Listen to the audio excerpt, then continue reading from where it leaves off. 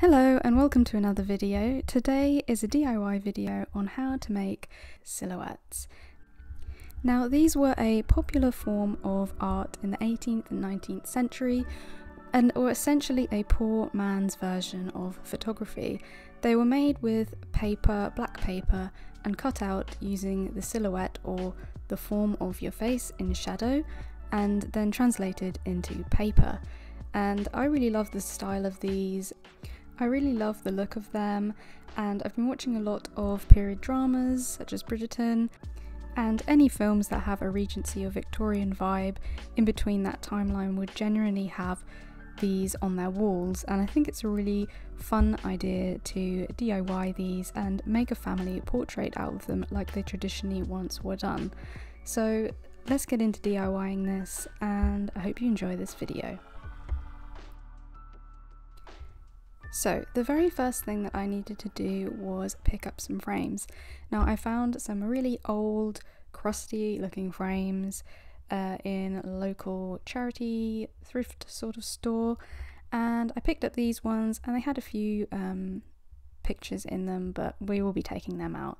So this is what I found, and I wanted to get some with mounts included with them because when you see a lot of the old pieces, they normally have black mounts around them or something to really frame and make the simplicity of the design pop. I also got two little miniature frames which was perfect for my idea of including my two pets in these two little frames alongside the rest of our faces. Now the next thing to do was simply just remove all of the backings of all the frames. This is quite tricky as some of them were in there pretty tight, but I just used a scalpel and just cut the backs off and tidied up all of the frames and made sure that they were nice and clean, ready for prepping for paint.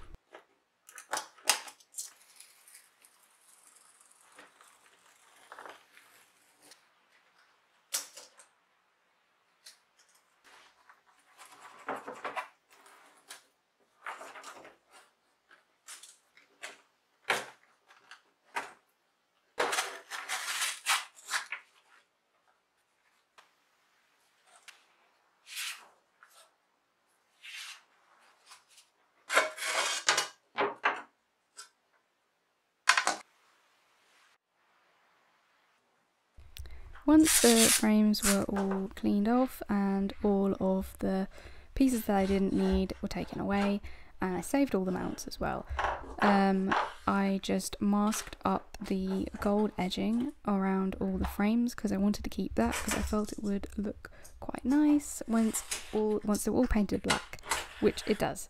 So yeah, I just completed this for all the other frames and yeah, just masked up all the edges of gold before painting.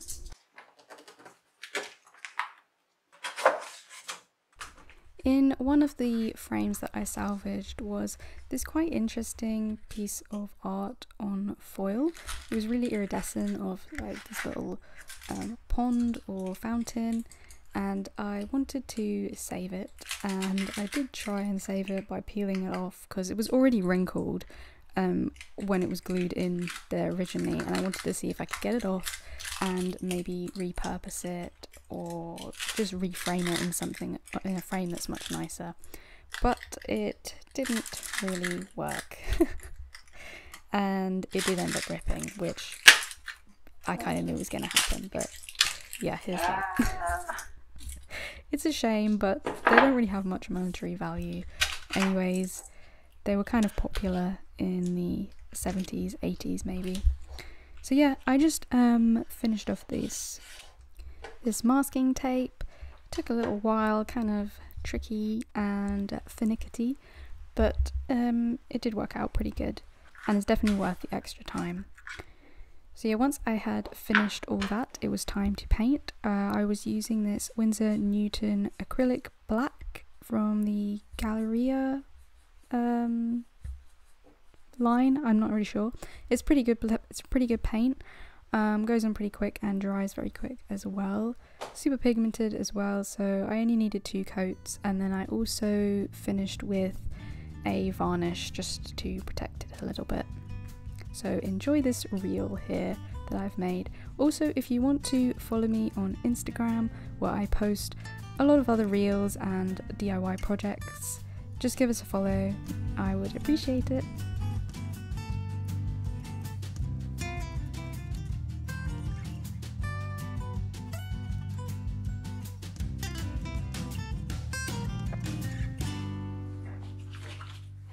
So as the frames were all done painted and starting to dry, I could work on the mounts. Now I painted this mount here, I kept it white and just painted the black piece, but I actually ended up just kind of ruining that and just painting it all black and then lining it out with gold. I just ruined it because the masking tape came off and it went all crusty. So I painted it all black and then edged with gold, and that actually looked really fancy, so that was cool. I also started making other mounts. I painted this one completely black, and then I started making my own oval shaped mounts. I just took some regular watercolor paint, painted it black, and found an old mount around my house from old school photos, traced the oval mount shape, and then kind of folded it in half, made sure it was super even, translated it to the mount, and just cut it out, and that would mimic the round shapes of these vintage silhouettes. This was quite an important step that needed to work, because otherwise it would just look like framed just general pictures, so it needs that round shape to really kind of give that authentic look. And then the next thing I did was just measure all the backs and created the white pieces of paper which will be the background of the portraits. So yeah, I just did that.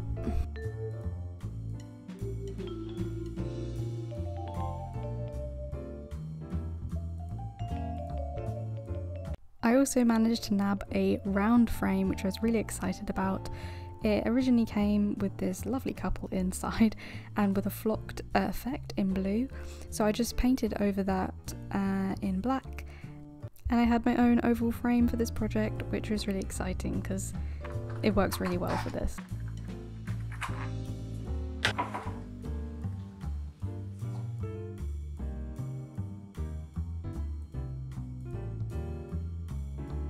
So once I'd cut out all the background pieces to shape, it was time to decide what kind of paper I was going to use for the actual portraits. I decided on using just the regular watercolour paper as it was thicker and could hold the paint better, but if you have black paper, just regular black craft paper, just use that. It'll be a lot easier and you won't have to go through this painting stage. So the next step was to take some photos. All you have to do is just sit with a fairly neutral background and just take a profile shot of your face from the side. It's pretty easy, just decide what kind of hair you would like. I ended up not liking many that I took, so I took one that I was just casually doing my day-to-day and my hair was kind of as it was normally to get a more accurate representation of me on a daily. Then I just traced the image using my laptop as a light box of sorts. This looks kind of weird, but it honestly does work. If you don't have a light box, you can just use your laptop and put the paper on the screen and then just trace, put the brightness up and darken your surroundings. With me I use a blanket, but a dark room can do it just as well. So after tracing all the photos and the one of me and all my family members, I have this, which is a very simple pencil outline, which I will now refine. I refined all the details and just made sure that it looked as accurate to the photo as possible. Because I didn't have any black paper, this was my plan. I was just going to sketch on one side and then completely black out the other side, so then I could then go in, cut out and be able to see what I have drawn and then apply it to the backgrounds. But you won't have to do this if you can find black paper where you are. It's a whole step that is not needed really. I also decided to use this black 3.0 paint, which is supposedly the world's blackest paint, and I think it's pretty black. I used this. I was thinking about doing a review on this paint because I'm honestly not that certain on it. I don't particularly like the way it comes out, but if you'd like to see me do a review on this black paint, then I'm more than happy to do that.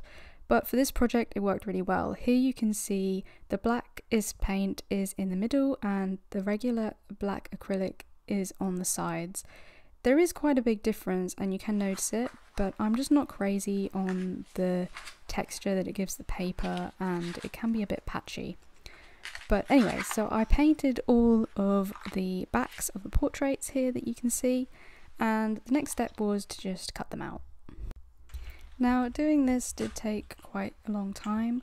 I did find a technique that seemed to work. If you move the paper round whilst you cut round certain angles, it tends to make it a lot more easier instead of very carefully snipping away. But smaller scissors would work better for this project. I also went in with a scalpel blade just to pick up these smaller details which really help in the finished image. So yeah, just did that for all of the portraits.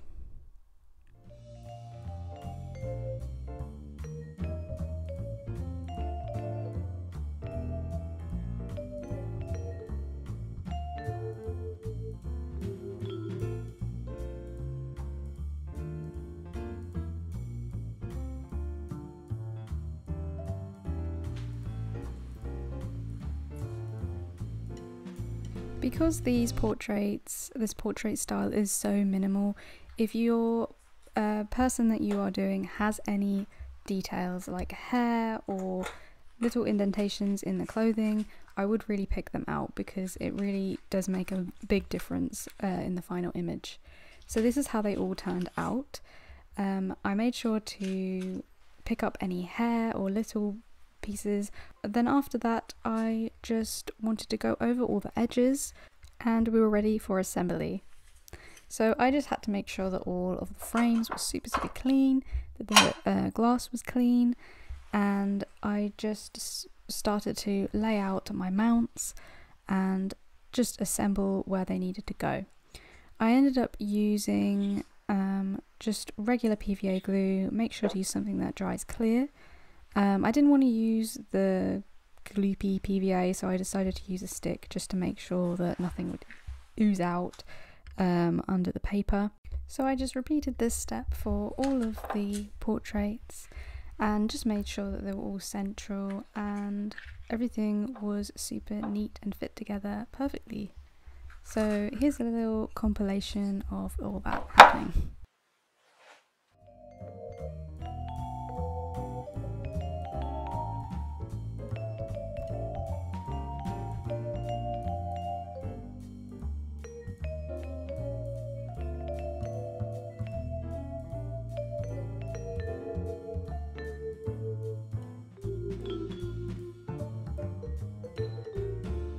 So now all the framing is complete, it's time to take a look at them all together. I really love how they turned out and I hope you do too.